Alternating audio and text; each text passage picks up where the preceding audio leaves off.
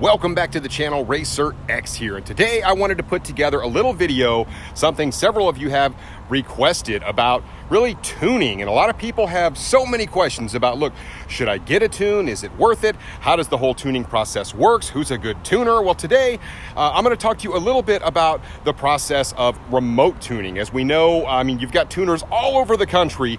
A lot of people are always looking for kind of the best tuner, but these tuners are getting really, really good at doing things remotely. Not everybody can get to their shop. Sometimes, they like to do tunes from all the way across the country. And with today's technology, it is actually quite easy to do, and they do it all day long. But it is a little bit of a process. So today I'm going to talk to you a little bit about the remote tuning process, hopefully educate you guys a little bit and show you that it's not quite as scary as some people think. Also, if you're new to my channel, do me a huge, gigantic favor. Hit subscribe for me. At least consider it, because I've got so much great content coming up for you this year. I'm super excited. A lot of surprises in store for you this year as well. And here we go.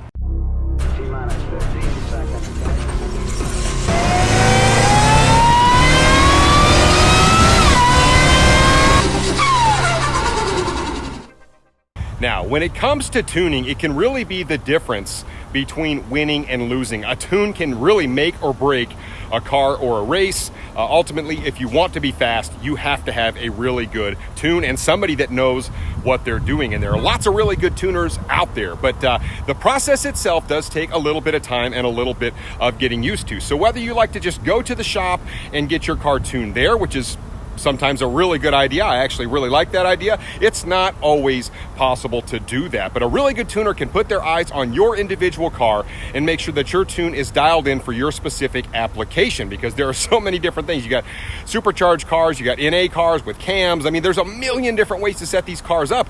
So it's important that these tuners can get in there and look to see air-fuel ratios and boost levels and fuel, just how the fueling looks, all that kind of stuff. There's a lot that goes into this, and these guys get paid big money because they're good at it. So certainly better than I am. So let's talk real quick about some of the things that you're going to need in order to do a tune on your car. Now, as you start adding power to your cars, a tune is actually critical. It's critical in terms of optimizing what you're putting on the car in terms of aftermarket mods. And it also is critical in terms of just how the car puts the power down, shift points, all that kind of stuff can be adjusted with the tune. It's not always how much power the car makes. I say this all the time, but it's how the car puts power down. And I'm not a huge proponent of canned tunes. Basically, what I mean by that is somebody just sends you a file, you load it in, and you think it's just the perfect tune.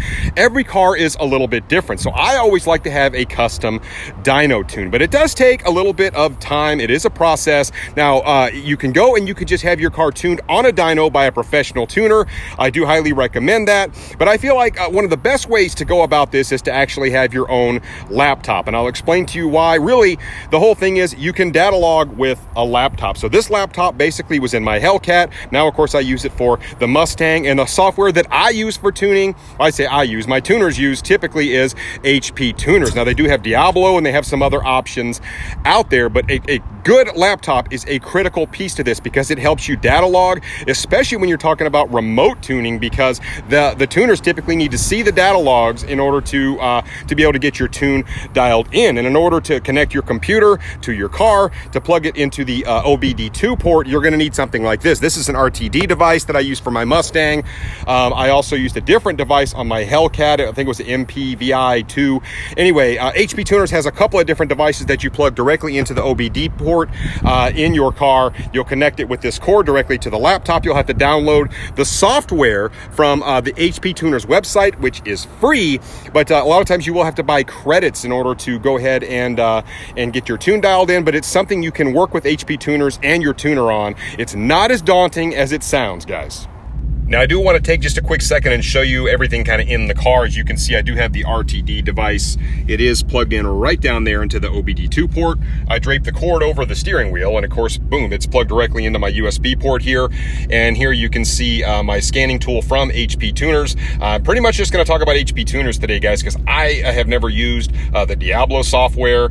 This is what all of my tuners have always used, as HP Tuners. This is my configuration file sent to me by the guys over at Palm Beach Dyno. This is what they want to see when I'm doing my data logs to make sure the car is healthy. So I just wanted to kind of show you what this looked like.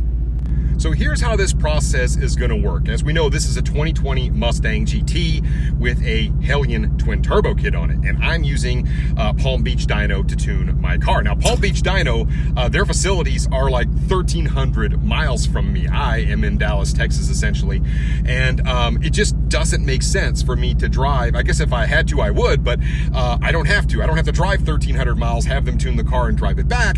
We can use the custom dyno tuning that they can do remotely, and it works absolutely fantastic. But here's how the process really works. I have got the software from HP Tuner's website already loaded in.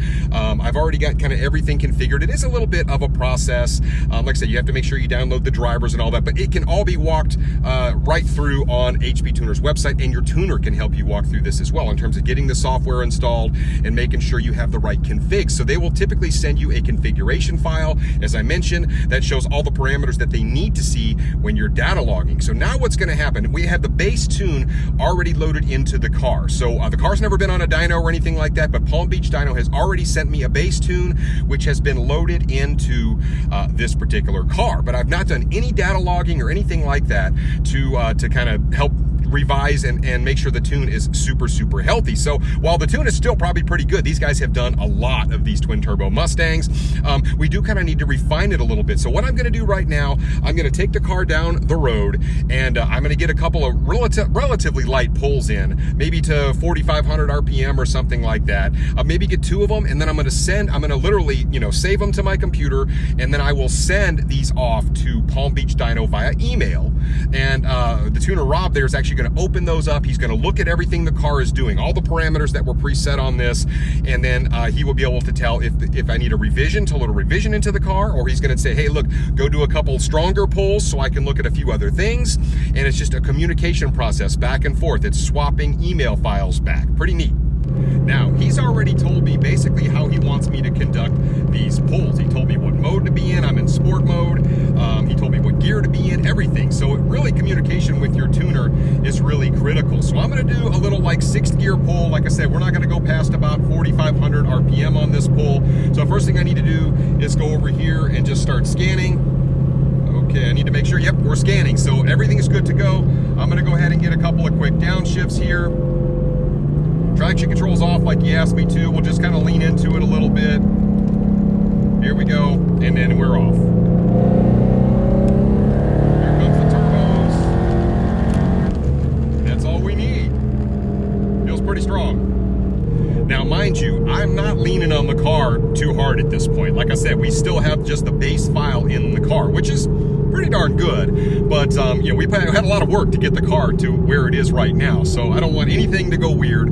So I'm literally just doing exactly what the tuner told me to do. Like I said, not going super crazy. I'm just kind of leaning into the throttle. I'm not slamming it, and we'll get one more little pull, and we'll send that off to Palm Beach Dyno. All right, I'm just going to go ahead and get one more little pull in. This time I'm going to get a 5th gear pull in. Okay, we are scanning, and here we go. Lean in.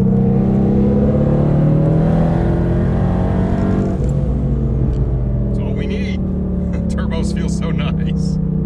I do feel like it sort of bears mentioning that one of the things that I have done as kind of a racer, somebody who likes to take my car to the track, I data log essentially every pass that I make. I like to kind of compile those logs, and then if anything ever goes wrong or anything ever feels weird, I've got data on the car. I can send that off to my tuner, and then they can kind of look at that to see if the car still is healthy, or maybe if something did go wrong, kind of what it was, and hopefully that can be corrected before an even bigger issue occurs. It's definitely good. The more data you have on a car, typically the better off you are.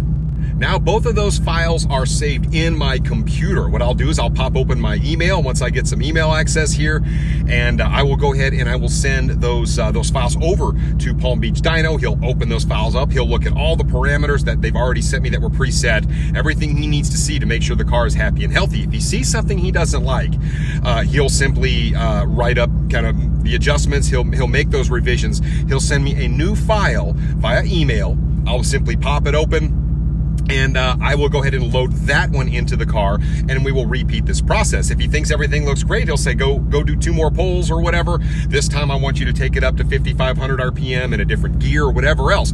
It's just about communicating with your tuner and what they want to see to make sure the tune is healthy.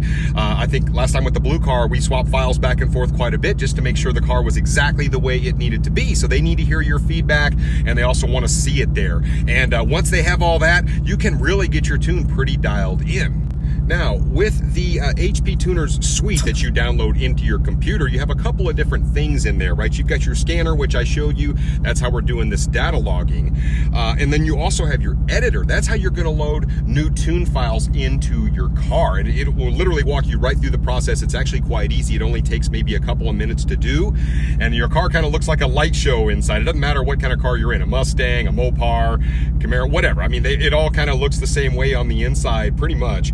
But luckily I've already got an email back from Palm Beach Dyno, and he says he thinks everything looks fantastic. So I'm gonna go do a couple more pulls, and we'll just continue this process until he says, look, you are good to go on the Dyno. And that's exactly what I'm looking for. I want him to say, look, I feel good enough for you to go on the Dyno. Then when it's on the Dyno, we'll actually repeat this exact process again, right? We'll get some really big pulls in on the Dyno. And if he sees anything he doesn't like, then, then we'll go ahead and we'll load a revision into the car.